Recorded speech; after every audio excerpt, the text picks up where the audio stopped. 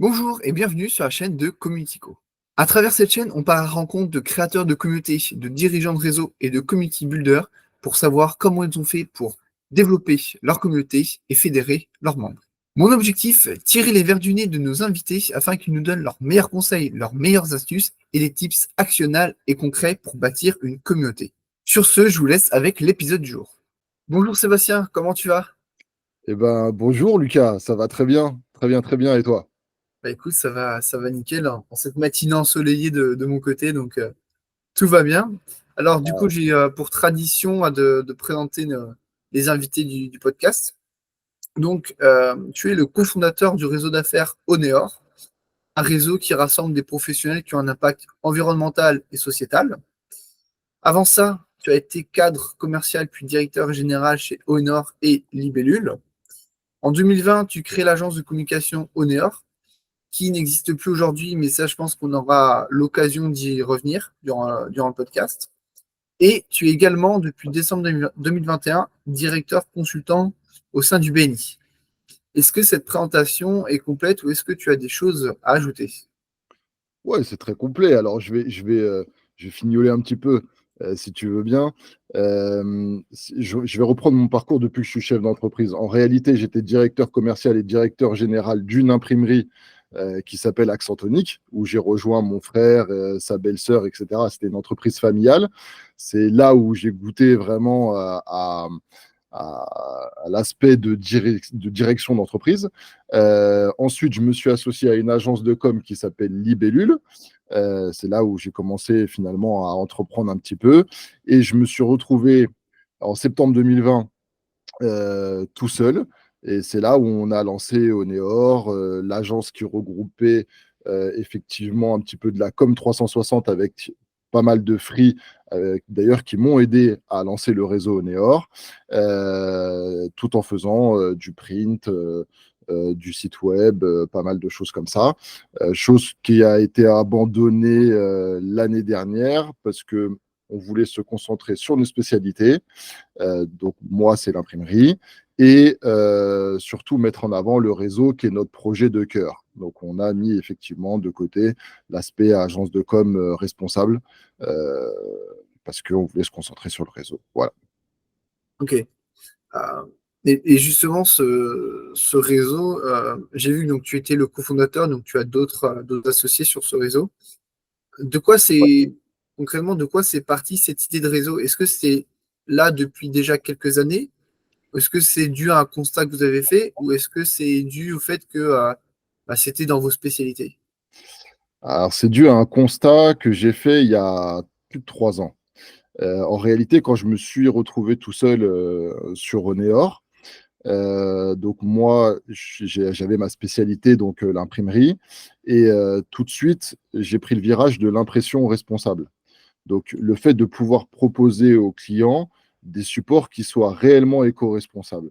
Parce qu'on sait qu'il y a pas mal de papier recyclé, il y a pas mal de supports qui sont dits éco-responsables, sauf que dans la réalité, quand on creuse un petit peu, ce n'est pas du tout le cas.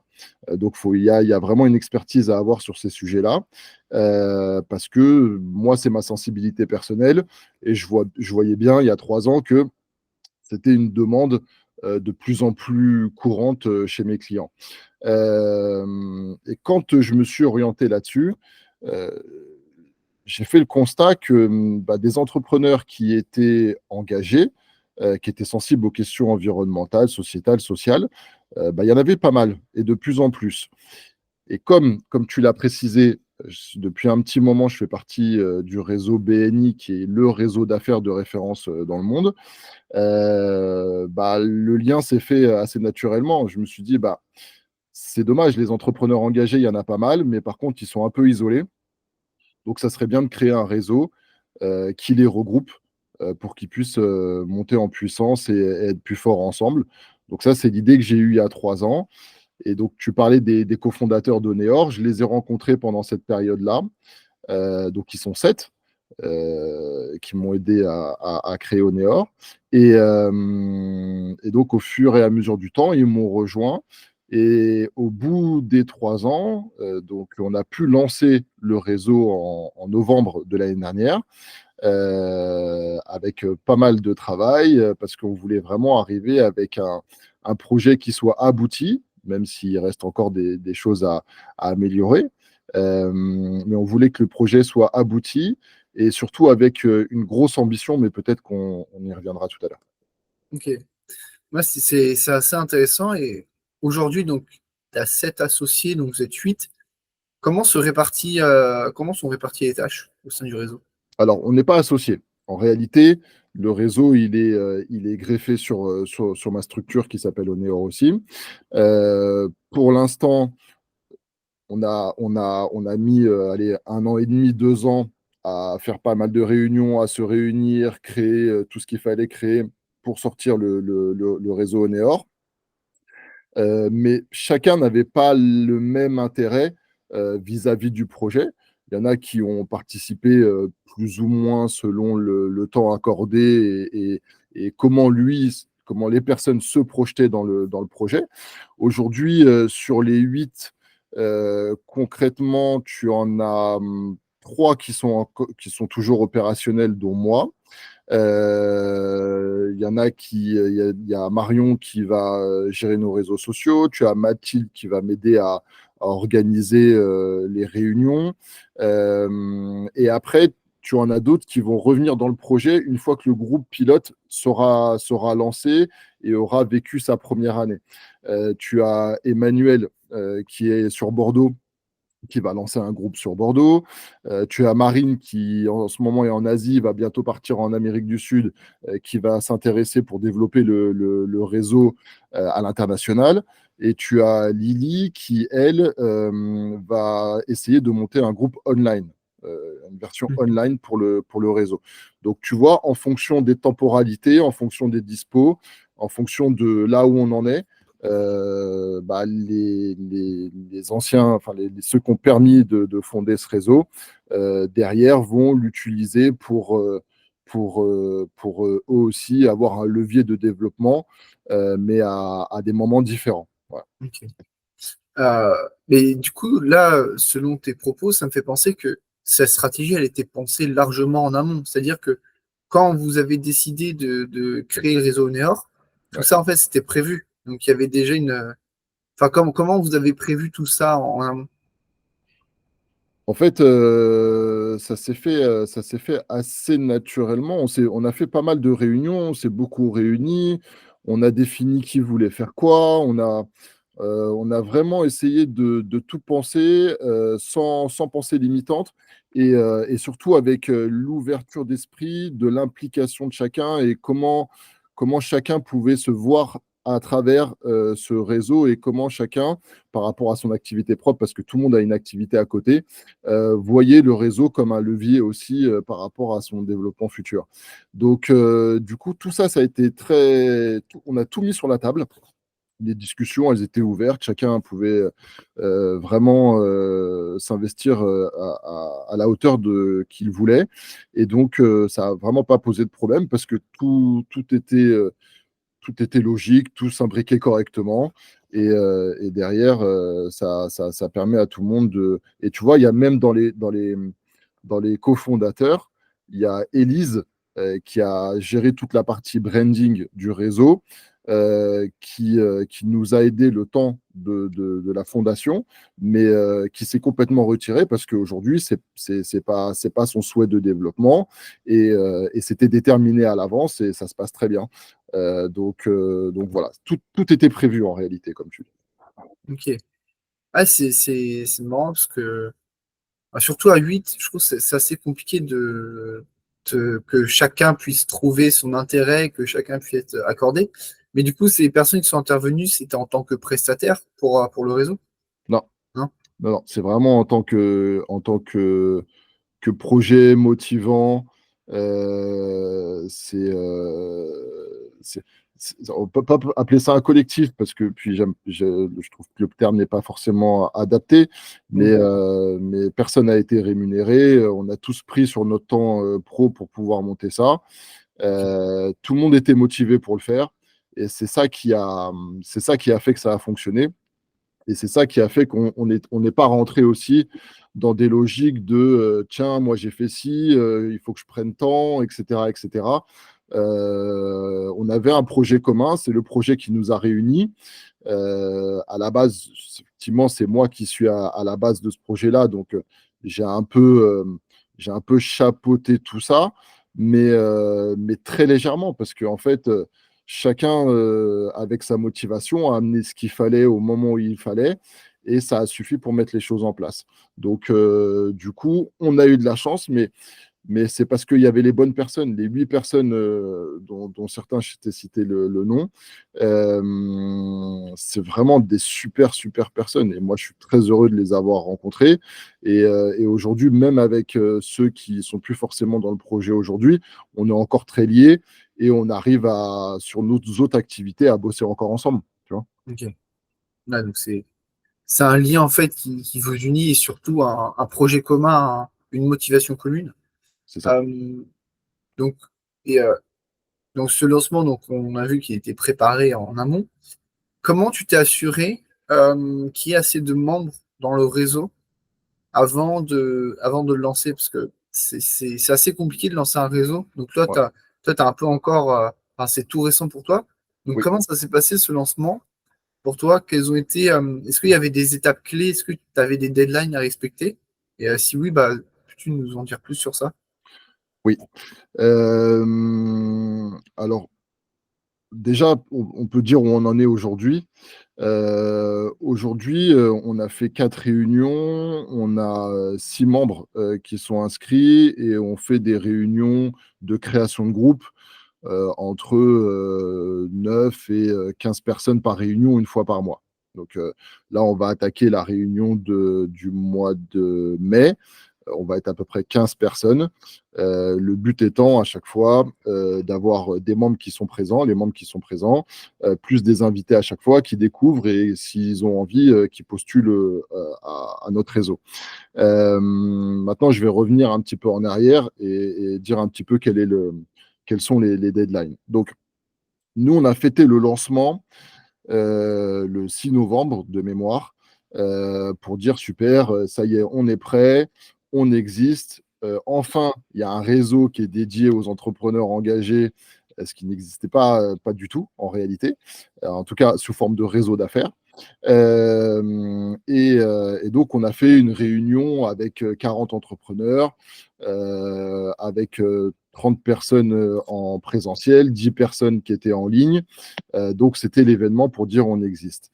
Ensuite, après ça, le but, c'était de créer le premier groupe pilote. Donc, on est parti de 0 membre, hein, ou de 2 membres à la base. Et on s'est dit, bah, on va faire des réunions tous les mois. Donc, notre objectif, c'est jusqu'à la dernière réunion de juillet. Et notre but, c'est de réussir à convaincre 15 personnes de nous rejoindre et de former le premier groupe pilote qui, pendant un an, va nous servir à un petit peu améliorer notre méthode, nos présentations, etc. Même si tout est prêt, en réalité, c'est bien d'avoir comme ça des membres avec qui on va pouvoir échanger, qui vont nous faire des retours sur la pertinence de ce qu'on fait et de ce qu'on propose. Donc, pour nous, l'objectif, c'est officialiser le lancement de ce premier groupe pilote en septembre.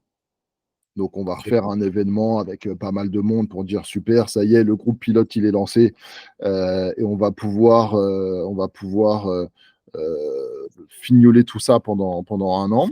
Et une fois que le groupe pilote, il a fait ses preuves, on va pouvoir déployer des groupes un petit peu partout, d'abord en Île-de-France, mais aussi en France et potentiellement à l'étranger. Parce qu'on a, par exemple, une personne qui a envie de lancer un groupe à Bordeaux, donc ça, c'est un des cofondateurs. On a une personne qui veut lancer le groupe à Montpellier, on a une personne qui potentiellement est intéressée pour lancer à Strasbourg, une personne pour lancer en Belgique. Donc, au fur et à mesure qu'on fait des réunions, qu'on se fait connaître sur les réseaux sociaux, il y a des gens qui sont intéressés pour nous découvrir et qui ont envie d'avoir leur groupe honneur dans leur région. Mais ça, il faut d'abord que le groupe pilote ait vécu quelques réunions. On a une particularité dans notre réseau d'affaires, c'est le projet collectif, qui est quelque chose de très particulier. Donc là, on a besoin de s'essayer, de voir comment ça va fonctionner pour pouvoir aussi le déployer ailleurs. Donc voilà. Et puis après, on ouvre tout ça, on déploie des groupes au Néor. Et c'est là où ça va être intéressant parce que quand tu auras plusieurs groupes au Néor au niveau national et au niveau international, après, on va pouvoir avoir une dynamique d'échange entre les groupes par spécificité métier, etc., etc. Et là, en fait, ça va amener à nos membres encore plus d'interactions et encore plus de possibilités de développement de leur boîte, que ce soit sur le côté purement entrepreneurial ou sur le côté RSE. Ok. Ouais, donc en fait, ce groupe pilote, on peut un peu l'identifier à un noyau dur, finalement, euh, Mhm. qui va, entre guillemets, essuyer les plâtres de la première année, des tests, des formats des réunions. Euh, ouais, non, mais en fait, ouais, votre stratégie, du coup, elle est vraiment très claire depuis le début. Tout était prévu. Vous êtes dit, bon, on va lancer le truc en novembre. Mais en fait, pendant un an, enfin, ces un an vont servir à la création de ce noyau dur. Et après, bah, pouvoir développer le format ailleurs, quoi. Non, c'est Ouais, vraiment. c'est ça. C'est ça. Le but, c'est d'affiner. C'est pour ça qu'ils ne sont pas vraiment dans une. Ils vont pas vraiment servir de cobaye, mais par contre, les premiers membres vont être le miroir parce que nous, on est convaincus, on en a bossé dessus, etc. Mais sans personne pour réfléchir quelque part ce que tu proposes, bah, en fait, tu es convaincu, mais tu sais pas si ça convainc les autres. Donc, du coup, et on l'a déjà vu d'ailleurs dans nos premières réunions là, de création, en fait, tout de suite, parce on partage les mêmes valeurs, donc en fait, les connexions sont tout de suite très fortes. Donc, en fait, les personnes qui participent à nos réunions, ils nous font des commentaires, ils amènent leur expertise, ils nous proposent certaines choses, certaines qui sont très bonnes à garder, d'autres pas forcément. Mais tu vois, c'est le miroir qui nous permet d'affiner les choses et de nous améliorer. Et entre la première réunion de création qui a eu lieu en janvier et la dernière là qu'on a fait en avril, on a déjà pu affiner des petites choses au niveau de la présentation, au niveau du discours, etc. Et c'est ça qui est intéressant. Et c'est à ça que va servir le groupe pilote, finalement. C'est vraiment d'affiner, aller beaucoup plus dans le détail, parce que on sait que le diable se cache dans les détails. Donc, nous, on va aller le débusquer là où il est. Et comme ça, effectivement, quand on va pouvoir déployer, moi, ça va me permettre aussi de formaliser pas mal de choses parce qu'il va falloir que je les forme, les futurs responsables de groupe. Donc, moi, je vais pouvoir formaliser tout ça, former les futurs responsables de groupe et après déployer un peu partout. Ok. Ouais, c'est très smart. Et ces premières réunions, comment tu les as pensées? Enfin, comment vous les avez pensées? Parce que, évidemment, vous vous adaptez. Mais est-ce que vous aviez déjà de base défini une fréquence, un format, une durée de Ouais, réunion? ouais, tout à fait. On avait déjà décidé de faire des réunions mensuelles. Pourquoi mensuelles? Parce que il y a deux éléments. Moi, je fais partie d'un réseau d'affaires qui s'appelle BNI. Je suis directeur consultant, donc ça veut dire que j'accompagne déjà des groupes d'entrepreneurs pour que, au travers de cette méthode, ils puissent évoluer et faire du business. Sauf que BNI, c'est très orienté recommandation d'affaires et très orienté business et résultats. Ce qui fait que les réunions sont toutes les semaines. Et ça demande pas mal d'investissement temps parce que en termes de connexion, de confiance, ça prend du temps pour que les gens puissent s'ouvrir et derrière développer ce qu'ils ont à développer. Par rapport à Oneor, qui est un réseau qui est basé sur un système de valeurs, il n'y a pas besoin d'une telle machinerie quelque part. Il n'y a pas besoin de se voir forcément autant parce que le système de valeurs, on l'a vu pendant les premières réunions, soude naturellement beaucoup plus fort les participants aux réunions et du coup, ça crée des interactions beaucoup plus vite et ça permet donc du coup des échanges beaucoup plus profonds, qui amènent des résultats bien d'une manière beaucoup plus simple, beaucoup plus saine et beaucoup plus rapide surtout. Donc du coup, on n'avait pas besoin d'imposer à nos membres un rythme de réunion hebdomadaire, une fois par mois, ça suffit largement. Et en plus, on ne voulait pas non plus, parce que par expérience, on sait que les réseaux d'affaires, ça peut être très prenant et ça peut prendre énormément de temps aussi aux entrepreneurs. Et ce que moi j'ai observé, c'est que souvent les entrepreneurs, ils arrêtent le réseau dans lequel ils sont parce que ça leur prend trop de temps. Et donc, du coup, avec une réunion par mois, je pense que derrière, ça leur permet d'avoir largement le temps et de participer de manière active au réseau et d'être, pourquoi pas, dans d'autres réseaux d'ailleurs, et d'être libre pour développer leur activité, même si c'est lié. Mais voilà. Donc c'est pour ça qu'on est parti sur une fois par mois. On est parti sur le premier lundi du mois pour les réunions de création de 16h à 18h30, parce qu'on sait que le lundi, c'est la journée des réunions, historiquement, et que le créneau 16h, 18h30, c'est un bon créneau parce que ça nous permet de terminer la réunion avec un apéro cocktail, tu vois, donc c'est plutôt sympa.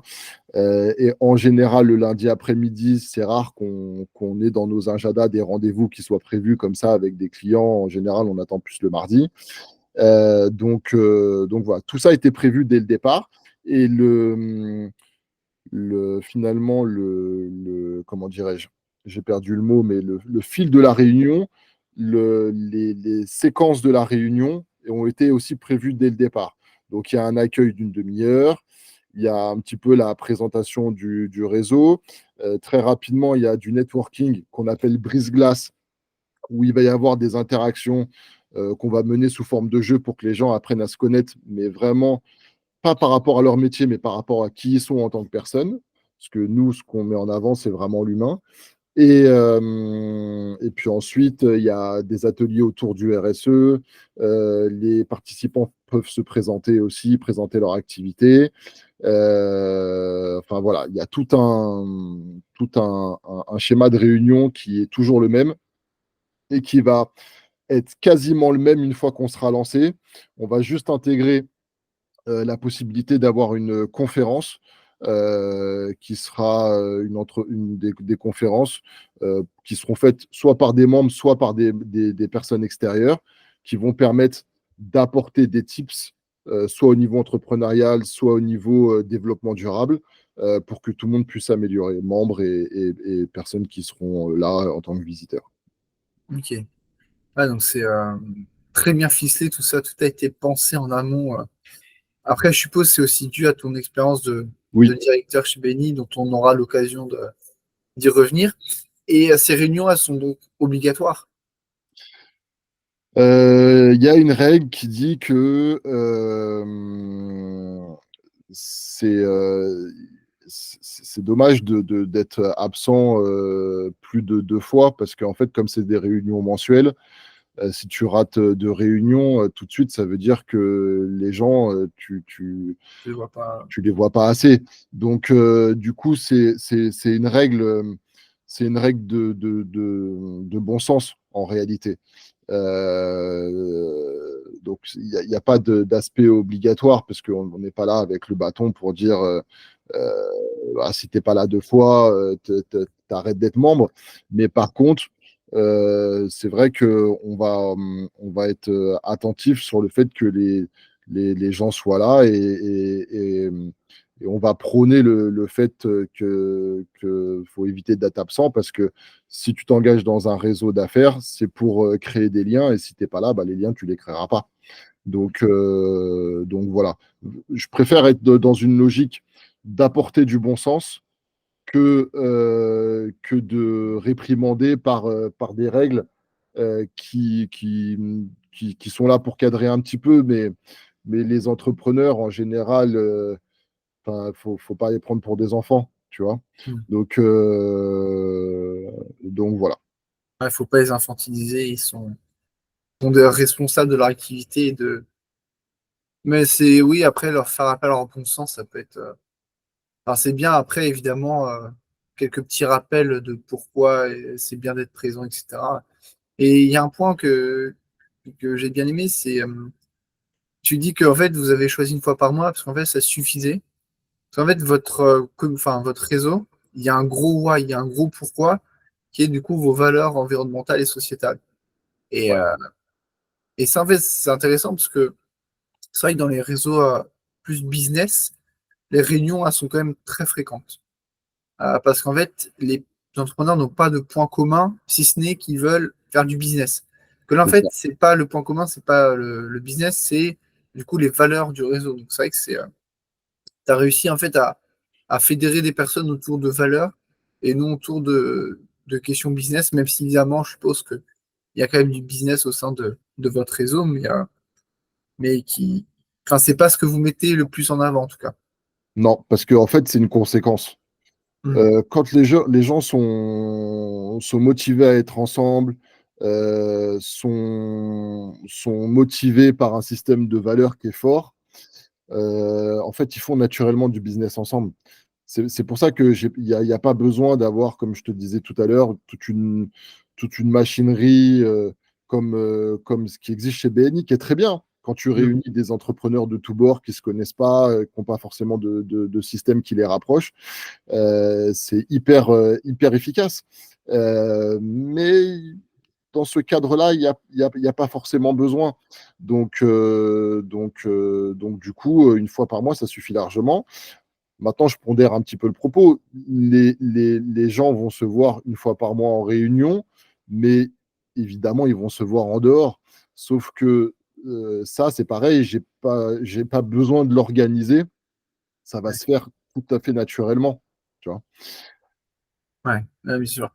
Mais justement, au niveau de ces événements, comme c'est une fois par mois, est-ce que tu as déjà établi le planning, genre en novembre, est-ce que tu as dit, bah voilà le planning pour de janvier à septembre? Ou est-ce qu'en fait tu tiens à informer les membres au fil de l'eau? Bon, en fait, ils savent que c'est le premier lundi du mois. Ok, Donc, de 16 h à 18 h 30, ça ne change pas. Donc, en fait, le planning, ils l'ont de manière intuitive, quelque part, en sachant que quand tu tombes sur un lundi férié, c'est décalé sur le lundi suivant. Donc voilà. Maintenant, effectivement, il y a toujours des mails pour rappeler la réunion, pour rappeler le lien de connexion. Il y a quand même un suivi derrière parce que moi, le premier, il y a quand même besoin d'avoir un cadre pour y penser parce que tout le monde n'a pas son agenda qui est forcément bloqué avec la réunion mensuelle. Donc, c'est toujours bien de faire un petit mail, de rappeler pour que tout le monde ait l'info si l'info avait échappé pour X raison. ok. Et est-ce que tu traques le nombre de participations aux rencontres? Est-ce que tu sais aujourd'hui dire, bah, enfin, cette personne-là est venue 3 fois, cette personne-là 2 fois, enfin, ou est-ce que c'est vraiment, c'est pas quelque chose que vous traquez? À la base, je m'étais dit que j'autoriserais les invités à venir que 2 fois. Ok. Et après, il fallait se positionner. Parce que sinon, effectivement, ça fait la personne qui vient régulièrement et puis qui profite finalement du réseau, Et qui paye. mais qui finalement ne se positionne pas. Euh, je t'avoue que je suis pas resté rigide en tout cas sur la phase de création. Je suis pas resté rigide parce que il y a des gens qui sont venus 3 fois, par exemple, en tant qu'invités, qui sont toujours pas positionnés parce qu'il y a des questions d'organisation par rapport à leurs enfants, etc., etc. Et ils apportent tellement aux réunions que j'avais pas envie d'être rigide et de leur dire d'arrêter de venir alors que finalement, ils apportent vachement à la réunion. Ils ne sont pas dans une logique de venir pour gratter, ça se voit. Et donc, du coup, je fais du cas par cas.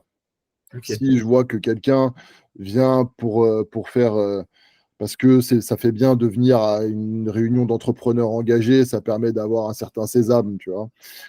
Ou pour essayer de gratter, pour essayer de vendre à tout prix ses services ou ses produits au sein d'une réunion réseau, cette personne-là, je lui dirais gentiment, bon, bah voilà, t'es venu 2 fois, t'as fait ce que tu voulais faire, par contre, on va s'arrêter là.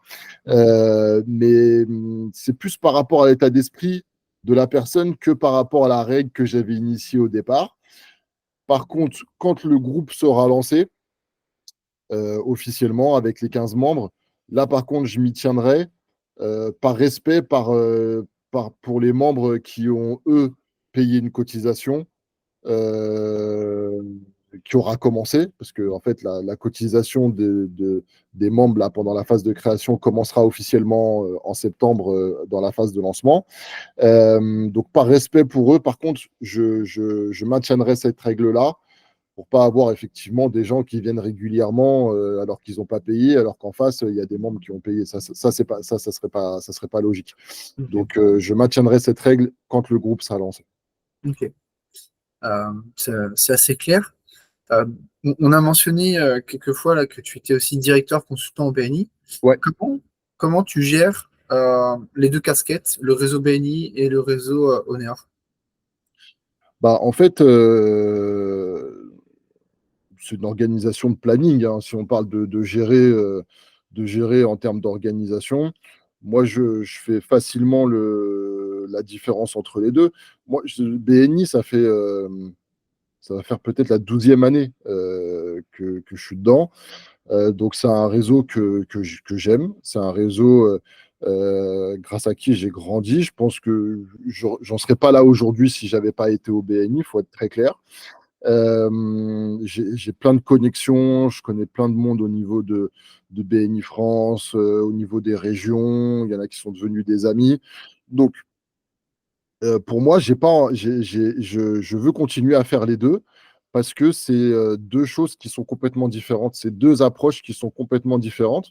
Et tu vois, ce qui est marrant, c'est que autant il y a des personnes que j'ai rencontrées chez BNI qui sont venues chez Oneor, ce qui est plus logique parce que quand on connaît la différence entre les deux réseaux, mais il commence à avoir des personnes d'Oneor qui découvrent aussi le BNI grâce à Oneor. Hmm. Donc, en fait, comme c'est des réseaux qui n'ont pas la même sève, qui n'ont pas le même objectif, du coup, c'est des réseaux qui deviennent complémentaires. Ouais.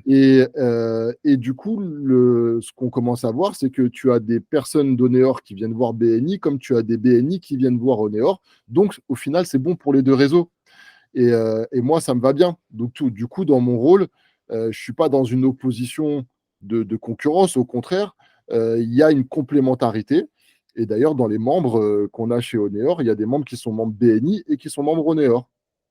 Et ça fonctionne très bien parce qu'ils ne viennent pas chercher la même chose.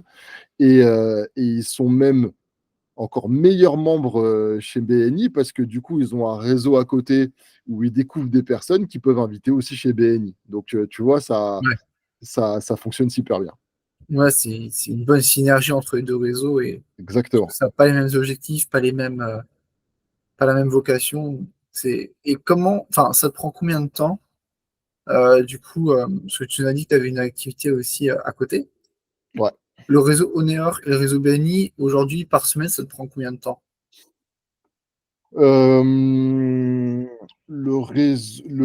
pense que on peut estimer à 3 4 heures par semaine sur les deux réseaux. Ok. Sur les deux. Ok. Sur les deux. Euh, à terme, le réseau Oneor, tu vas en faire ton activité principale? Ouais, c'est mon objectif. Mon Ok. objectif, c'est d'ici, je prévois large, hein, 5 à Ouais. 10 ans. D'ici 5 à 10 ans, j'aimerais faire que ça parce que c'est mon projet de vie au niveau entrepreneurial. C'est vraiment d'être à 100% sur Oneor. J'ai la chance d'avoir mon frangin qui est dans l'imprimerie, donc sur l'activité imprimerie, même si je continuerai à regarder, j'ai la solution pour transmettre. Sur le réseau BNI, je garderai des liens, mais au bout d'un moment, je serai obligé d'arrêter. Mm. Quand le réseau Neor aura pris la dimension que je souhaite, bah, je serai obligé d'arrêter, mais je garderai des liens évidents avec eux. Et donc voilà, 5 à 10 ans, j'espère qu'on aura assez de membres, on sera assez présent pour que économiquement ça puisse me porter et du coup moi me dédier 100% à ça parce que vraiment c'est aujourd'hui dans ce que je fais en termes d'activité. Je l'ai vécu en tant que directeur consultant BNI déjà sur le fait d'accompagner des entrepreneurs. C'est vraiment quelque chose que j'adore, qui me tient à cœur. J'ai vu des personnes rentrer chez BNI timides, euh, euh, avec des grosses difficultés de s'exprimer en public, etc., qui, au bout de 2 ans maintenant, font des podcasts, vont à la radio, organisent des séminaires. Enfin bon, donc tu vois, ça me remplit le cœur. Et de le faire avec Oneor, avec la dimension de valeur qui est vachement importante pour moi, c'est mon leitmotiv. C'est le truc Ok. que je veux faire. Donc voilà. Ok. Euh, Vu que tu es un peu dans la planification et vu que tu as tout prévu depuis le départ, tu disais que Prévu, dans c'est un 5... grand mot. Ouais, Des fois, on improvise un petit peu, hein. ouais, mais ce que je veux dire, c'est que tu avais quand même une roadmap qui était quand même assez claire. Ouais. Est-ce que sur cette roadmap, tu as prévu un nombre de membres à atteindre d'ici 3-5 ans? En vrai, non. Non. En vrai, non. Parce que tu vois, quand on a lancé Oneor, pareil, j'avais prévu plein de trucs en termes de nombre et je me suis planté à chaque fois. Tu t'es planté dans le bon sens ou dans le mauvais sens? Ah, je me suis planté dans le mauvais sens. Je pensais qu'au lancement, on allait être une centaine. Finalement, comme on a lancé les communications un mois avant, on n'était que 40. J'avais réservé une salle pour 100 personnes. Donc, j'ai perdu un peu d'argent. Non, je me suis planté à chaque fois. Donc je vais pas aller sur cette logique-là. Je vais arrêter d'être sur une logique de nombre à un moment donné. Je vais juste être sur une logique de pour l'instant, j'ai la chance de pouvoir avoir mon activité qui me nourrit et à côté pouvoir être DC et avoir du temps pour le réseau Neor. Donc aujourd'hui, le réseau Neor, concrètement, pendant 1 an, 2 ans, c'est pas ce que ça va rapporter qui va me faire manger. Au contraire, je vais tout réinvestir pour justement apporter des améliorations, amener du changement, amener peut-être un peu de technologie, etc. etc. Donc, du coup, vraiment, pendant 2 ans, je sais que je ne vais rien gagner avec le réseau. Donc, je prends le temps. Hmm. Je prends le temps de bien faire les choses, je prends le temps de bien affiner les choses, je prends le temps de bien construire les fondations du réseau. Et après, le développement va se faire naturellement sans forcément que je me fixe des objectifs. À un moment donné, peut-être que je serai obligé de le faire, c'est même une certitude, parce qu'on ne peut pas rester comme ça sur un business sans se fixer des objectifs, sans avoir quelque chose de beaucoup plus précis. Hmm. Mais pour l'instant, j'ai pas besoin. Ok. Ouais. En fait, c'est ta vision long terme, quoi. C'est une vision long terme où tu dis, je prends le temps qu'il faut pour construire un noyau très solide. Une fois que ce noyau sera très solide, tu n'auras plus qu'à le dupliquer, puis après, tous les efforts faits pendant 2-3 ans c'est là où ça va payer, quoi. Non, mais Exactement. Et ça va se faire naturellement parce que, tu vois, regarde, on a lancé en novembre, on a commencé les communications sur le réseau en octobre. Sur nos réunions, tu as un développeur de chez Tesla qui est venu, tu as un gars qui est venu de Belgique, j'ai des demandes régulières de gens sur LinkedIn qui suivent la page. Je commence à avoir des journalistes qui suivent la page. Il y a des, il y a des dirigeants de sociétés où ils sont des milliers qui suivent la page. Donc, en fait, je vois il y a un intérêt, il y a un engouement, et je suis persuadé qu'une fois qu'on sera structuré, que le groupe pilote aura fait ses preuves, tout ça, je pense que ça va s'emballer un petit peu. C'est pour ça que j'ai besoin que ça soit très maîtrisé, que ça soit très construit, très solide, parce que après, il ne faut pas que ça parte dans tous les sens, et il faut garder une maîtrise malgré tout du développement que ça va avoir, parce que faut imaginer quand même que derrière, après, je vais donner des clés à des personnes différentes que je vais apprendre à connaître au fur et à mesure, et qui derrière vont faire des réunions au nom du réseau. Donc ça veut dire qu'il va falloir que ça soit très structuré pour pas que on donne une image d'Onéor à Lyon qui est complètement différente de ce qui se passe aujourd'hui. Il faut vraiment que la sève du réseau, et tout ce qu'on met dedans, quand on fait une réunion à Bordeaux, quand on fait une réunion à Lyon, à Marseille ou en Belgique, qu'on retrouve exactement la même sève, tu vois. Donc ça, c'est un enjeu qui est très important pour moi, et c'est pour ça qu'il faut prendre le temps. Ouais. Ouais, le temps de construire tout ça et le temps aussi de processiser tout ça parce que Ouais, là, tu es tout seul à animer les réunions, mais c'est vrai que le jour où tu auras d'autres personnes qui voudront faire la même chose que toi, il faudrait que ces personnes-là soient formées, qu'il y ait un process clair, précis. Donc, ça, exactement, on sait que ça prend du temps. Donc, exactement. ça fait plutôt sens. Je vous coupe quelques secondes pour vous dire que si vous appréciez l'épisode, vous pouvez laisser un like, un commentaire ou un avis 5 étoiles sur la plateforme de votre choix. Ça ne prend que quelques secondes et ça m'aide énormément à faire découvrir la chaîne à un maximum de monde. Merci d'avance à tous ceux qui prendront le temps de le faire. Ah, et pensez également à vous abonner si ce n'est pas encore fait. Et on reprend avec l'épisode. Sur les réunions, donc qui sont une fois par mois, est-ce que tu as des petits conseils pour... parce que tu parlais de brise-glace. Ouais. Est-ce que tu as mis en place des choses exprès ou est-ce que le brise-glace ou l'icebreaker pour nos amis américains, est-ce que entre guillemets, c'est toi qui l'amènes ou est-ce qu'il se fait naturellement? Non, je l'amène. À chaque fois, je propose des petits jeux. Ok. Une fois, on a proposé un jeu avec des badges où tout le monde avait le badge de quelqu'un d'autre. Et donc, il fallait, pour récupérer son badge, poser 3 questions. On a proposé Je m'inspire aussi de choses que je vois ailleurs, hein. Un jeu où, par groupe de 3, euh, chaque personne énonçait 3 affirmations. Dans les 3 affirmations, il y avait un mensonge et les 2 autres devaient trouver quel était le mensonge. Ça Hmm. m'a été inspiré par Julie, une fille qui avait fait ça sur un intergroupe.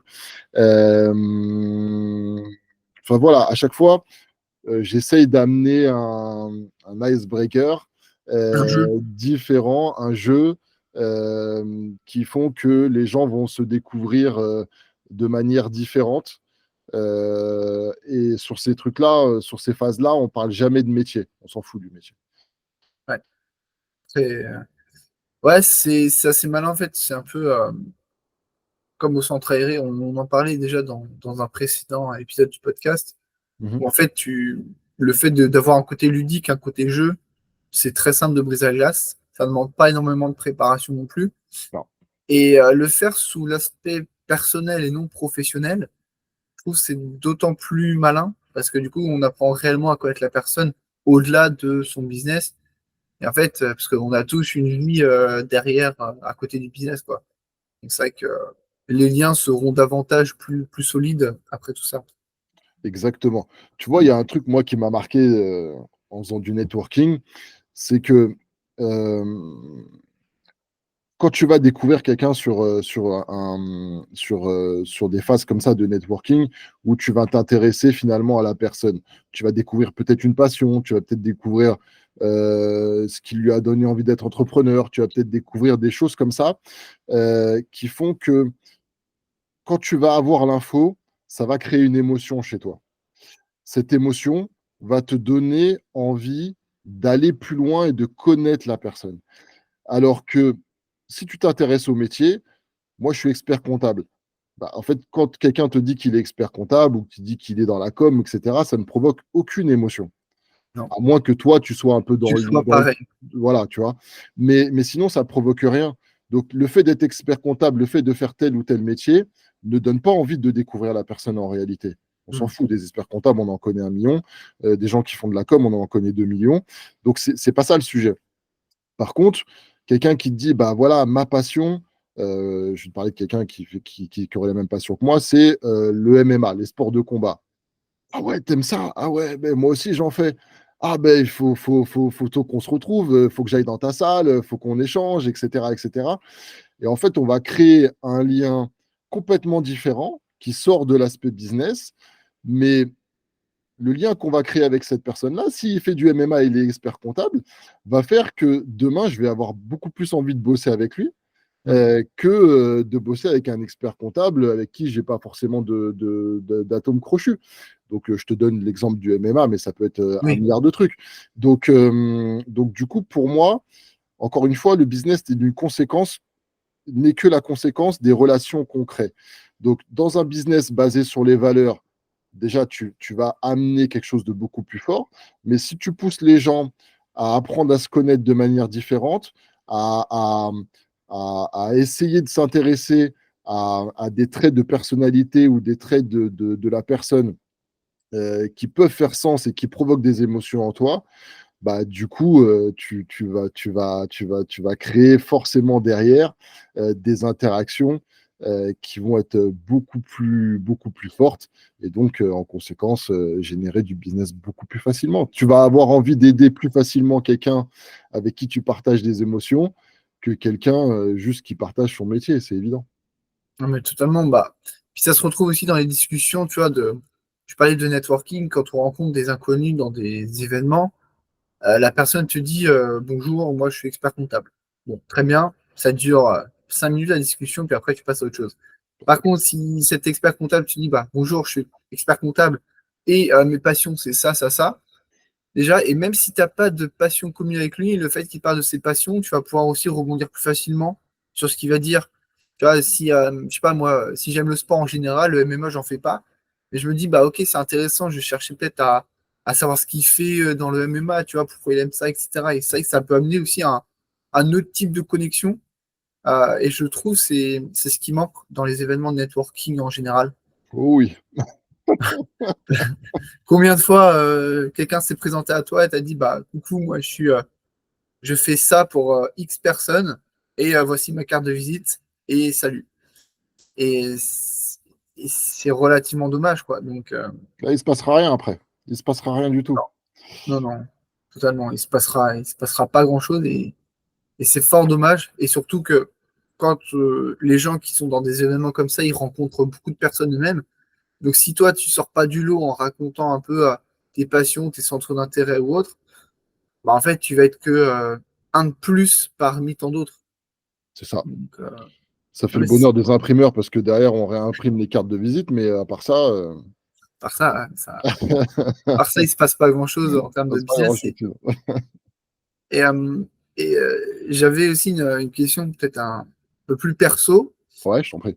Euh, Est-ce que par le passé, parce que moi je fais la supposition que pour être directeur de réseau, il faut quand même aimer rassembler, fédérer les gens autour de toi. Est-ce que ça a toujours été présent dans ta vie, genre par le passé, ou est-ce que c'est venu au fur et à mesure de ta vie entrepreneuriale? Écoute, je pense que je vais pas dire c'est inné parce que ça pourrait paraître prétentieux, mais je crois que depuis tout petit, j'ai ce truc-là. Je vais te raconter 2 anecdotes.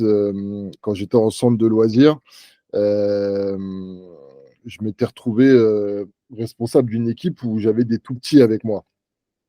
Et en fait, on était dans une grande forêt, on devait trouver des trucs, on devait trouver des animateurs, je ne me rappelle plus du jeu exactement. Mais je me souviens que les animateurs, ils étaient cachés un peu partout dans des arbres, etc. Ils nous voyaient évoluer dans les équipes. Et j'avais été étonné parce qu'on n'avait pas gagné, mais il nous avait fait gagner quand même. Parce qu'il m'avait dit, il m'avait fait le compliment de comment j'avais amené avec moi les petits, comment je les conseillais, comment je les rassurais, parce qu'on était dans la forêt, des fois ils avaient peur, etc. etc. Et du coup, on avait eu un prix d'honneur parce que par rapport à mon attitude vis-à-vis des autres. Quand j'étais très jeune, je ne sais plus, ma mère m'avait raconté ça, elle m'avait dit qu'est-ce que tu veux faire plus tard.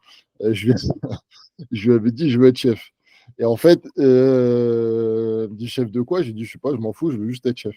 Et donc, du coup, je pense que tu vois, il y a un truc d'assez naturel chez moi qui veut fédérer, réussir à faire en sorte que les gens autour de moi puissent, grâce à ce que je peux partager avec eux, s'améliorer, s'élever. Moi, c'est ça qui me motive vraiment.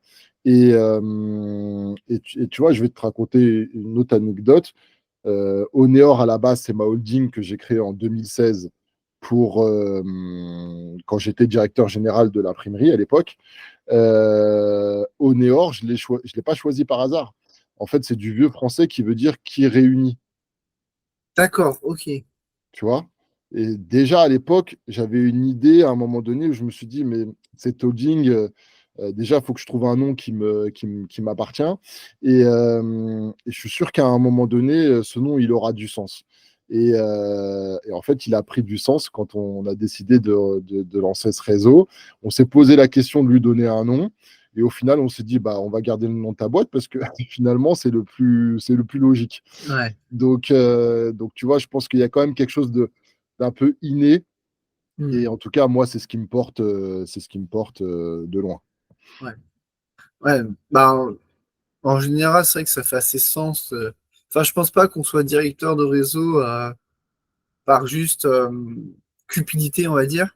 D'autant plus que, comme tu l'as dit précédemment, c'est pas un truc qui va t'apporter de l'argent dès demain, quoi. Enfin, pour vivre du réseau, comme tu l'as dit, toi, tu vas prendre 2 3 ans pour construire un noyau. Et c'est après, d'ici 5 10 ans, où tu espères vivre à plein temps de cette activité. Donc, pour porter cette activité aussi longtemps, c'est sûr qu'il faut aimer ça, faut avoir cette flamme en soi, parce que sinon, si quelqu'un, moi j'en ai déjà vu qu'on développait soit des antennes de réseaux connus ou soit des réseaux indépendants, bah, si après tu n'as pas cette flamme-là, ou si tu le fais entre guillemets que pour l'argent ou que pour avoir du business via les membres, ça ira pas plus loin que ça, quoi. Non, Ouais. tu te fais débusquer assez vite. Tu vois, Mm. moi, ce que j'aime bien chez BNI, c'est que pour moi, c'est aussi un laboratoire en termes d'observation. Et c'est vrai que des directeurs consultants, on est beaucoup sur BNI. Et moi, des fois, j'ai des membres qui viennent visiter mon groupe à des moments où je suis présent. Et tu vois, il y en a une, il n'y a pas si longtemps que ça, Charlotte, elle me dit, elle dit au groupe, mais qu'est-ce que vous avez de la chance d'avoir Sébastien comme directeur consultant. Je ne m'attendais pas à son retour, mais ça, évidemment, ça m'a fait hyper chaud au cœur. Et après, je l'ai eu par téléphone. Et je dis, dis donc, tu m'as surprise, ça m'a fait vachement plaisir ce que tu m'as dit. Et elle m'a raconté comment était son directeur consultant, comme j'ai eu d'autres échos de personnes qui sont directeurs consultants et qui se comportent, à mon sens, de manière complètement contre-productive et qui, Mm. pour moi, ne font pas honneur à ce qu'ils font. Et ça rejoint ce que tu dis. Il y a des gens, ils y vont parce que tu peux gratter un peu de commission, etc. Mais déjà, franchement, juste venir pour gratter des commissions, c'est pas avec ça que tu vas gagner ta vie chez BNI, mais en fait, la crédibilité, tu l'as au travers des membres. Et en Mm. fait, les membres, en fonction des retours qu'ils te font, de la façon dont ils te font confiance, pour moi, c'est ça le truc le plus précieux que ceux qui viennent juste par l'appât du gain n'auront jamais et donc prendront jamais de dimension comme ça permet en réalité d'avoir quand tu es un peu possédé par le truc, tu vois. Ouais. Ils évolueront jamais, ces gens-là. Alors que moi, je vois l'évolution que j'ai eue, c'est ça ma plus grande richesse aussi. Il y a deux richesses, c'est l'évolution que j'ai pu avoir et le retour que j'ai des personnes que j'accompagne. Ok. Ouais, c'est très clair. Et justement, tu fais quoi au sein de ton groupe? C'est quoi ton rôle? Parce que directeur consultant, c'est une posture qui est pas forcément commune, en tout cas dans nos esprits. C'est quoi, enfin, concrètement, c'est quoi les actions que tu mets en place au sein du BNI? BNI, c'est déjà j'ai aidé à créer le groupe. Donc le groupe, on est parti de un membre et puis on est monté jusqu'à 26 et puis après ça varie en fonction des renouvellements, etc. Mais donc déjà tu t'aides à créer le groupe, donc tu animes au départ toute la phase de création de groupe. Et ensuite, une fois que le groupe il est créé, tu accompagnes principalement ce qu'on appelle le comité directeur, c'est le président, le vice-président et le secrétaire trésorier dans l'animation du groupe, dans les process, etc., pour que l'organisation du groupe en tant que telle se passe bien. Et de plus en plus, on accompagne aussi les membres en direct pour leur donner des beaux conseils sur l'entrepreneuriat, sur comment essayer de faire que BNI soit une stratégie qui soit payante, pour eux et dans laquelle ils se sentent bien.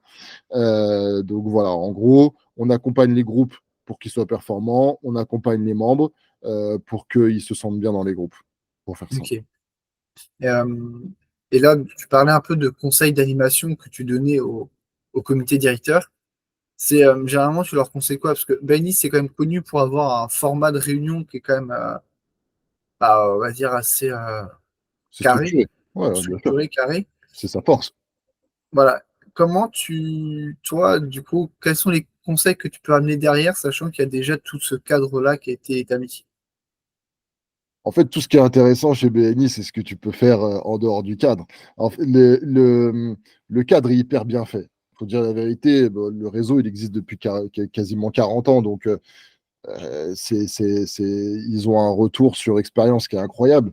Donc, le cadre est hyper bien fait. Maintenant, là où tu t'amuses, c'est quand tu joues dans ce cadre. Et en fait, si tu prends un PowerPoint de réunion classique BNI, ouais, tu peux prendre le PowerPoint classique et puis après, tu peux rajouter des trucs qui sont un peu plus fun. Tu peux, en gardant l'ordre du jour, présenter les choses de manière complètement différente.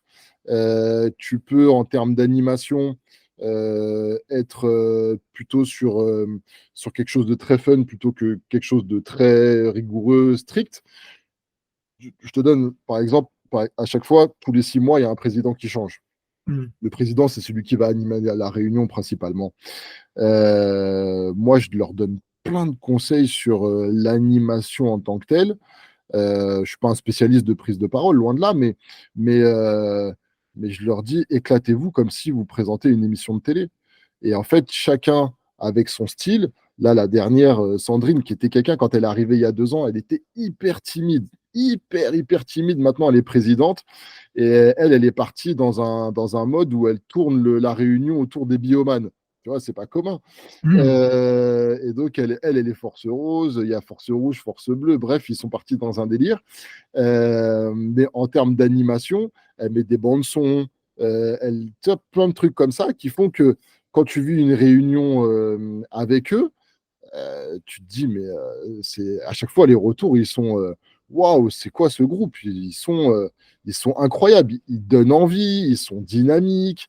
On voit ils font du business, ça bosse, mais en même temps, que tu as vraiment un côté hyper bienveillant, hyper dynamique, et ça donne envie, tu vois. Hmm. Et donc, tu as un cadre, mais dans le cadre, tu peux t'éclater. Ok. C'est intéressant parce que du coup, c'est ce qui fait que chaque groupe aussi est différent. Exactement. Quand tu es invité dans un BNI, parce que tout entrepreneur a déjà été invité en théorie dans un BNI, Je pense. je Il y pense. en a peu maintenant qui savent pas ce que c'est. Ouais. Bah ouais, voilà. Donc, c'est vrai que selon les groupes, même au sein d'une même ville, ça peut varier en fonction de qui présente, des personnes qui sont à la tête, du directeur consultant aussi qui gère tout ça, qui Oui. chapeaute. Donc, c'est vrai que c'est assez intéressant. J'avais juste une question sur ça, c'est pourquoi c'est tous les 6 mois le changement de président? Je n'ai pas la réponse entre 6 mois, 7 mois, 8 mois ou 9 mois. Je sais qu'à un moment donné, comme c'est là où ils sont forts, BNI, c'est que ils donnent des rôles à leurs membres pour qu'ils organisent eux-mêmes finalement leur groupe. Donc c'est pas mal. Il y a le directeur consultant, certes, mais les membres sont quand même, ils participent énormément à leur vie de leur groupe. Donc ça, c'est très fort, très intelligent. Mais c'est prenant. Donc quand pendant 6 mois, tu animes toutes les semaines, ou pour le VP, tu gères toutes les semaines les stats, etc., etc., ça te prend du temps. Hmm. Sur certains aspects, ça peut être chronophage. Et donc, du coup, c'est bien de changer pour que bah, les personnes qui ont bossé pour les autres pendant 6 mois, ils puissent se reposer un peu. Tu vois. Ok. Donc après, pourquoi 6 mois plus que 9, plus que machin, ça, j'ai pas la Ouais, réponse. Peu ça a importe, dû être testé, je pense. ou peut-être pour avoir 2 parents, enfin ouais, mais oui, ok, ça a dû être testé en amont et expérimenté, on n'en doute pas. C'est ça. Euh, et du coup, en termes général, euh, quels seraient les conseils, au vu de tes expériences, les conseils que tu donnerais ou les pièges à éviter pour animer un réseau sur la durée? Euh, Si tu en avais deux, trois comme ça. Le premier conseil pour moi qui est une évidence, mais que les gens oublient souvent, il faut parier sur l'humain. Il faut parier sur l'humain et faire confiance à nos semblables. Pour moi, c'est le premier élément et c'est le plus important. À partir du moment où on commence à se déconnecter de ça, et on commence à penser, tu vois, tu me parlais de chiffres, nombre de membres, etc., etc. On est entrepreneur, on sait de quoi on parle, mais justement, tu vois, je te refais un parallèle avec BNI. Si on prend BNI Monde, donc la holding, ils réfléchissent plus de par leur taille, ils réfléchissent plus en termes d'humains. Ils réfléchissent en ligne de budget, de ce que rapporte telle filiale, tel machin, etc., etc. Donc il y a une déconnexion qui se fait. Et le problème de cette déconnexion, c'est que ça amène à faire des prises de décision qui vont impacter, in fine, ceux qui sont au contact des membres et les membres eux-mêmes, parce que c'est décorrélé, c'est sorti de leur contexte, etc., etc. Donc pour moi, si tu veux gérer un réseau dans la durée, je pense qu'il faut être toujours au contact de ce qui se passe au niveau des membres, et de ne pas lâcher cette réalité-là, qui est la réalité des relations entre les personnes. Ça, c'est le premier point. Le deuxième point, c'est qu'effectivement, il faut avoir un cadre. Ça, c'est primordial. Sans cadre, ça part dans tous les sens. Le plus dur, c'est de faire respecter le cadre dans un contexte d'entrepreneur parce que on est entrepreneur, on est chef d'entreprise, on sait faire, on connaît tout, etc. Moi, si je veux pas faire ci, je vais pas faire ça, etc., etc. Donc, faire respecter les règles, c'est plus compliqué, mais c'est primordial parce que dès qu'on fait une exception dans un groupe, c'est là où tu es mort parce que malheureusement, si tu as fait l'exception pour un, pourquoi tu ne le fais pas pour l'autre? Ça crée des dissensions, ça complique les choses. Donc en fait, le cadre et le respect du cadre, le cadre, pardon, c'est le deuxième point qui est hyper important. Et puis après, je dirais que le dernier point, il est assez simple. C'est il faut garder un niveau de motivation extrême parce que, tu vois, l'humain, c'était le premier point, mais l'humain, quand tout se passe bien, c'est génial. Mhm. Mais la particularité de l'humain, c'est qu'on sait que ça va pas tout le temps se passer bien. Ouais, totalement. Donc, en fait, si tu es pas tout le temps hyper motivé et si tu as pas un recul, le recul nécessaire pour pouvoir absorber quand il y a des conflits, quand ça se passe mal, quand on t'attaque directement, ça peut arriver. Bah, en fait, tu tiens pas longtemps parce que Les attaques peuvent être mauvaises, les conflits peuvent laisser des traces une fois que tu as géré, parce que dans certains conflits, tout le monde perd hein, en réalité. Et donc, du coup, faut vraiment être solide, très motivé et avoir un vrai recul sur ce qui se passe et pour pouvoir le faire longtemps. Voilà. Donc, Mm. je t'improvise 3 points comme ça, mais ça me paraît tes 3 points primordiaux. Ok. T'as, t'as déjà été, enfin là tu parlais d'attaque. Il y a déjà des personnes qui t'ont fait des reproches assez, d'une manière assez, comment, assez forte. Alors, tu le vois pas forcément, mais je fais 1,92 m et comme je t'ai dit, je fais des sports de combat depuis longtemps. Donc Ouais, la problématique, c'est que j'ai eu des attaques, mais jamais frontale. frontales. Voilà. J'ai eu des mots rapportés de gens qui avaient dit des choses, mais comme je suis très appliqué à être droit dans mes bottes, dans tout ce que je dis. J'essaye d'être hyper transparent surtout, d'être hyper franc. C'était des mauvais ragots. On m'a rapporté des choses qui étaient fausses, qui n'étaient pas fondées. Donc ça m'a fait aucun effet, si ce n'est me faire sourire. Mais voilà, donc j'ai eu des choses comme ça n'a jamais été frontal parce que les gens n'osent pas. Mais voilà, c'est arrivé. C'est normal. Hein. Tu sais, quand tu es mis en avant, quand tu dois prendre des décisions, c'est toujours la même chose. On critique tous ceux qui font et on critique pas ceux qui ne font pas par définition. Donc, à partir du moment où tu fais et que tu es mis en avant, des critiques, c'est sûr que tu vas en avoir. Mm. Maintenant, c'est pour ça que la posture est hyper importante. C'est pour ça que tu dois être tout le temps hyper franc, tout le temps hyper droit dans tes bottes, parce que les attaques, quand tu es vraiment en tort, moi, c'est quelque chose qui peut me toucher, même si après, on peut admettre ses torts et puis évoluer.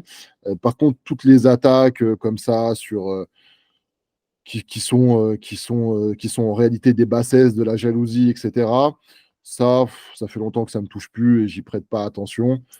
Donc voilà. Ok. Non, mais ça c'est clair. Et je te rejoins pas mal aussi sur le fait d'avoir de l'humain, d'être au plus proche de ses membres, parce que c'est vrai que c'est notamment dans les réseaux d'affaires qui se veulent business, euh, c'est vrai que c'est quand même une communauté en soi. Tu Ouais. rassembles des personnes au même endroit, des personnes qui vont partager un bout de leur aventure entrepreneuriale ensemble.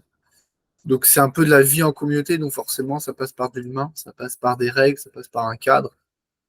Donc, et par ce respect aussi des règles et de ce cadre, donc hyper clair. Euh, Je vais juste rajouter un petit ouais, élément. Tu vois, par exemple, à la communauté, l'effet de groupe, etc. Ce qui est intéressant sur la posture, quand ta posture elle est franche et honnête, il y a un truc hyper intéressant qui se passe. C'est que je te dis, les personnes qui après font des ragots dans ton dos, etc. Ce qui est intéressant, c'est qu'ils se font éclater tout de suite par la majorité des membres qui reconnaissent en toi ta posture, tu vois. Donc, en fait, moi, ce qui s'est passé dans la majorité des cas, c'est que je n'ai même pas eu besoin d'intervenir parce que quand les personnes ont essayé de parler en mal de moi, ils se sont fait tout de suite reprendre par les personnes qui, eux, sont honnêtes aussi et franches et qui reconnaissent en moi la posture que je t'ai décrite. mm, Donc, du coup, ceux qui se permettent de faire ça, ils ne le font pas longtemps parce qu'ils se font tout de suite, quelque part, recaler par les autres qui reconnaissent la réalité. Tu vois. Et ça, c'est quelque chose de vachement important. C'est quand tu arrives à fédérer avec cette posture-là, les autres sont aussi ton paravent, quelque part, tu vois. ouais, ouais. Alors, et comment tu arrives à, parce que tu parles de posture, mais comment tu arrives du coup, enfin pour toi, c'est quoi la définition de la posture? Pour moi, la posture, je te décris quelque part la posture du leader. Hmm. La posture du leader, elle se décrit sur plusieurs axes. Pour moi, le premier axe qui est essentiel, c'est l'honnêteté et la franchise. Parce que quand tu commences à essayer de tromper les gens et que tu te fais avoir, c'est là où tu perds toute crédibilité. Et pour moi, c'est compliqué de mener les gens, d'être un leader à partir du moment où tu perds ta crédibilité. Donc le meilleur moyen, c'est d'être franc et honnête. Comme ça, il n'y a pas de, y a pas de, y a pas de souci. Ensuite, la posture, elle peut se décliner sur justement la manière dont aide les gens.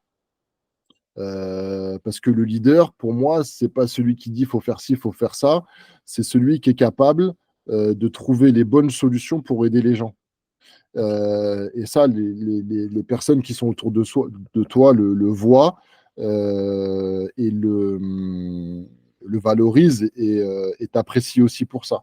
Le leader, c'est aussi la. J'avais fait un truc là-dessus pour le BNI. Il y a le système de valeurs aussi qui est important.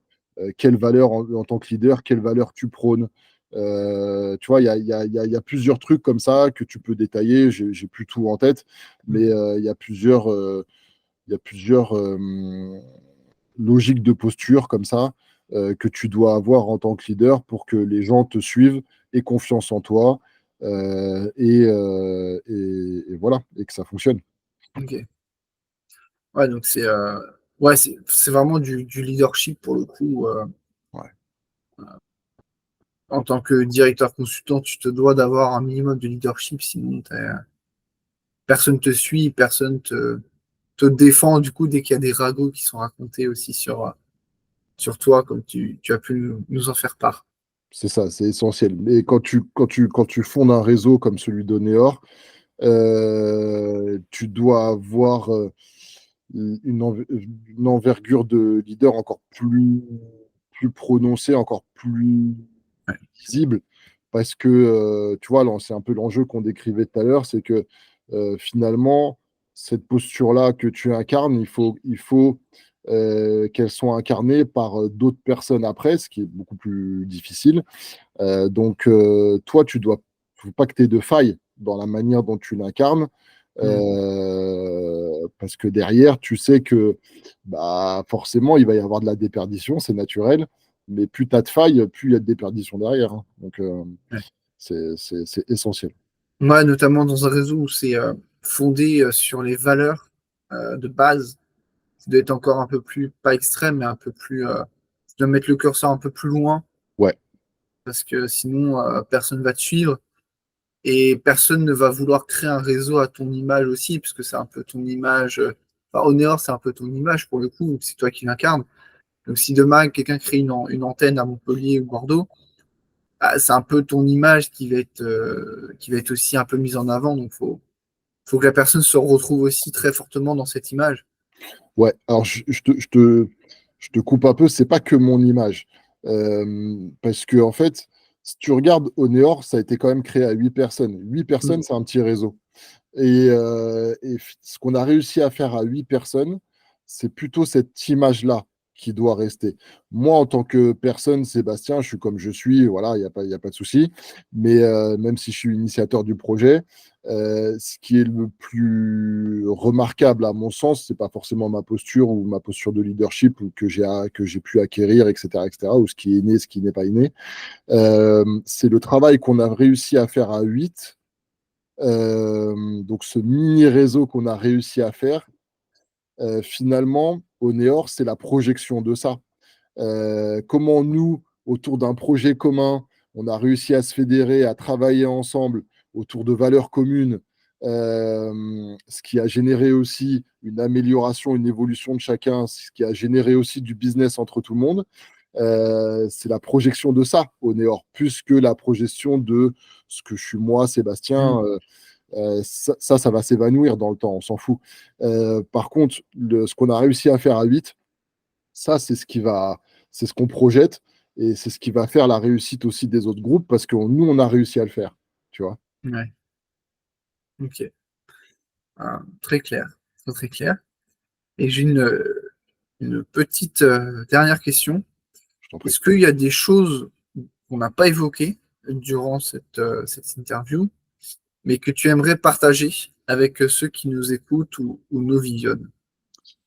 Il y a un point sur le réseau Neor qu'on n'a pas approfondi qui fait vraiment sa différence. C'est ce qu'on appelle nous le projet fil rouge. C'est Projet l'idée, collectif. exactement, c'est le projet collectif. Pour moi, c'est une différence fondamentale avec tous les autres le réseaux d'affaires et on ne peut le faire que dans le cadre d'un réseau comme Oneor où il y a des valeurs communes qui sont importantes. Parce que ce projet finalement collectif, il vise à ce que les membres, au départ des courtes périodes et puis après des périodes plus longues, plus les projets seront importants, réussissent à se coordonner pour mener un projet collectif entrepreneurial à impact positif. Ok. Ça, c'est hyper important parce que c'est aussi quelque part la sève de pourquoi on a créé Oneor. Oneor, on l'a créé parce que, si tu veux, aujourd'hui, quand tu regardes le monde économique, tu sais qu'il y a plus de 80% des flux financiers qui sont générés par les marchés. Mm. C'est de la spéculation. Ça veut dire que en réalité, on a une économie, quand on dit que 80%, c'est énorme, qui est basée sur de la spéculation et on connaît les travers de la spéculation et ce que ça entraîne dans l'économie réelle. Donc ça veut dire qu'il y a quelque chose de très important. Un, il faut que l'économie réelle prenne beaucoup plus de place en réalité dans l'économie mondiale. Et aujourd'hui, on est face à des difficultés sociales et sociétales qui sont grandissantes. On est face à des difficultés au niveau environnemental qu'on n'a plus besoin de décrire. Donc ça veut dire que non seulement l'économie réelle doit prendre de la place, mais l'économie réelle issue d'entrepreneurs qui ont cette sève, qui ont cette envie de mettre l'humain et son environnement au centre des préoccupations, doit prendre encore plus de place. Et donc, on doit, non seulement dans nos activités, mettre le développement durable au cœur, mais on doit aussi être capable, en tant qu'entrepreneur, de se rassembler pour générer des activités qui auront un impact positif et dans lesquelles qui pourront se développer par ailleurs et donc du coup avoir un impact sociétal et environnemental qui soit important. Tout ça mis à bout avec déjà un groupe de personnes de 15 à 20 personnes, plus un autre à Lille, un autre à Bordeaux, un troisième à Paris, un autre à je sais pas où, un autre à je sais pas où. En fait, ça va créer une émulsion générale qui va faire que, et c'est ça le but de Oneor, que l'entrepreneuriat responsable va prendre de plus en plus de place finalement dans l'économie. Mm. Et c'est ça Ok. le but réel. Et tu vois, on part d'un projet collectif dans un groupe, mais quand on le déploie à la hauteur de l'ambition d'Oneor, tout de suite, on comprend finalement le but réel de ce réseau, qui est que les entrepreneurs engagés doivent prendre beaucoup plus de place dans l'environnement économique en général, parce que les gens en ont besoin. Si tu regardes au niveau du recrutement, maintenant les jeunes, ils vont plus dans les boîtes parce qu'ils s'appellent Total ou parce qu'ils s'appellent Hermès, etc. Ils vont dans les boîtes parce que les boîtes, elles s'engagent, parce qu'il y a des éléments de motivation autres que le salaire, et qu'il y a énormément d'enjeux sur lesquels on doit répondre. Et pour moi, l'entrepreneuriat, c'est une des grandes réponses aux différents problèmes qu'on rencontre aujourd'hui, que j'ai décrits par ailleurs. Ok. Donc voilà. Et tu aurais un exemple de projet collectif, hein, concrètement là en ce moment, ça prend quelle forme? C'est-à-dire c'est tous les membres du réseau qui travaillent sur un projet, mais ce projet, comment il se concrétise? C'est la création d'une entreprise? C'est quoi? Ça peut ça peut aller jusqu'à la création d'une entreprise. En fait, là aujourd'hui, on est en mode de création pour le groupe pilote, donc il n'y a pas encore de projet fil rouge qui est lancé, c'est normal, on n'a pas encore le minimum de membres.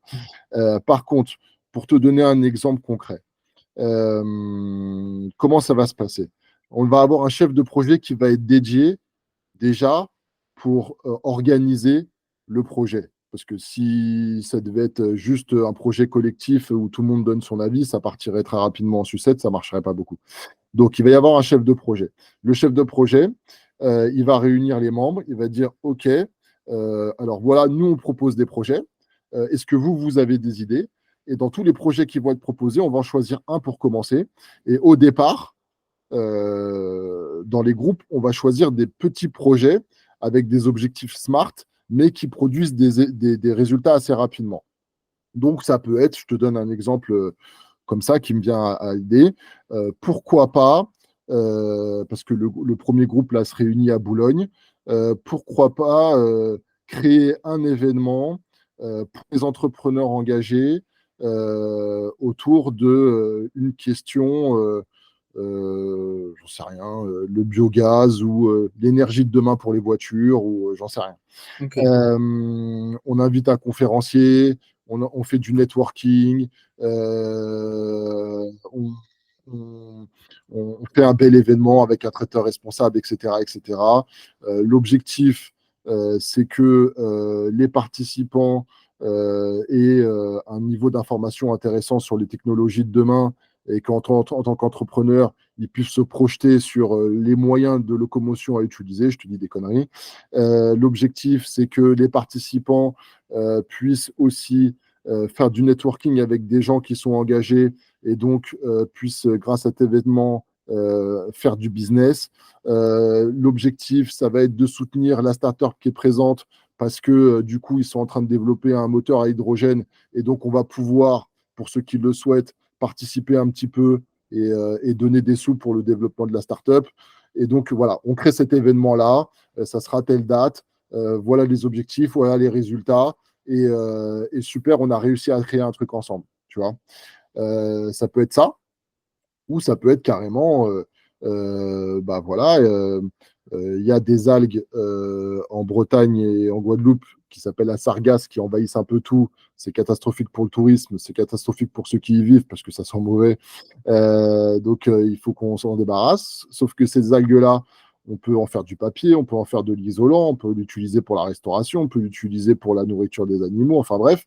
Euh, Est-ce qu'on peut créer un modèle économique autour de ça, avec le réseau qui va bien des différents intervenants, pour pouvoir récupérer l'algue, traiter l'algue, la transformer, et du coup en faire un business potentiellement, tu vois. Hmm. Ouais. Donc ça sera quand les groupes auront vécu 1 an, 2 ans et qui seront solides, on pourra aller là-dessus. Donc voilà, c'est ça Ok. l'idée de ces projets-là. Et ça, c'est inédit, ça. Ça, c'est Ouais. inédit dans les réseaux d'affaires. Ça me fait penser un peu au projet qu'on avait au lycée ou même à l'école supérieure, en fait. Bon, évidemment, vous, ça sera plus poussé, plus développé, plus encadré, mais c'est un peu des projets qui rassemblent et qui fédèrent les membres C'est ça. autour d'une même action concrète, parce que, à la différence du lycée, souvent, c'était que de la théorie, ou même dans les études supérieures, c'était que théorique, on faisait rien réellement concret. Là, vous, du coup, vraiment, le but, c'est d'avoir quelque chose de palpable à la fin, d'avoir soit un événement, soit une entreprise, soit une action qui a été menée, qui a apporté des résultats pour, euh, pour l'ensemble des personnes. Mais très clair. Très clair. Ben, je te remercie du coup d'avoir partagé ça parce que c'est vrai que c'est inédit pour le coup. Puis bah, j'ai hâte de voir la suite, de suivre ça sur tes réseaux. Et d'ailleurs, où est-ce que les auditeurs peuvent te retrouver? Euh, On est sur, donc on a une petite page internet qui permet de voir la présentation du réseau, c'est honor.com. On a une page LinkedIn où on peut retrouver les actualités du réseau, donc en tapant Oneor, réseau d'affaires responsable. Et on a un Instagram. Alors là, je connais pas les adresses. Moi, dès qu'on part dans Instagram, tous les trucs comme ça, je suis pas, je suis pas au fait. voilà. Mais en tapant Oneor sur Instagram, on doit nous trouver, hein. Ok. Et il y a des petits posts aussi qui sont faits, des petits lives pendant les réunions, des choses comme ça. Voilà, il y a ces Ok. trois médias-là pour nous suivre. Ok, bon, bah, je mettrai de toute manière les liens dans les descriptions. Ah, avec plaisir. Donc, comme ça, il n'y aura pas de. Tout le monde pourra tout retrouver. Et même si je retrouverai le Instagram et je mettrai le bon, Je t'en fais te, pas. je te Euh, remercie.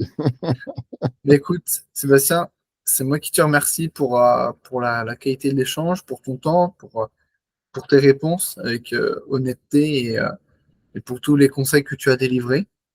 Euh, J'espère que tu as apprécié ce moment, autant que je l'ai apprécié. Bah, écoute, Lucas, c'est la première fois que je fais cet exercice. Euh, Franchement, oui, j'ai apprécié parce que c'est un exercice hyper intéressant. Comme tu me l'as dit en amont, on n'était pas dans une logique de préparer les questions, etc., etc. Et Hmm. donc, du coup, je trouve ça d'autant plus intéressant parce que ça permet d'être dans une parole un peu sans filtre, quelque part. Et c'est comme ça que j'aime m'exprimer en réalité. Tu vois, sans pensée limitante, sans filtre, sans trop se poser de questions. Et puis ça me permet de voir là où j'en suis aussi dans mon discours. Donc je sais pas ce qu'en diront les auditeurs, mais j'espère que ça aura été assez clair et audible. Et je te remercie beaucoup pour cette opportunité de présenter le réseau Oneor et me présenter un petit peu. Voilà. Bah, écoute, merci à toi pour ton temps et merci à vous d'avoir écouté cet épisode. Et sur ce, bah, je vous dis à la prochaine pour un nouvel épisode. Merci Salut tout Lucas. le monde! À bientôt. Ciao, ciao. Si cet épisode vous a plu, alors la suite devrait vous intéresser. Avec Communitico, nous accompagnons les créateurs de communautés et les dirigeants de réseau à développer leur communauté. Pour cela, on leur crée un site et une application 100% personnalisée à leur image. Et puisqu'un outil seul ne fait pas tout, nous les accompagnons également dans la gestion et l'animation quotidienne de leur communauté. Si ça vous intéresse, je vous mets les liens en commentaire afin qu'on en discute. Et sur ce, je vous dis à la prochaine!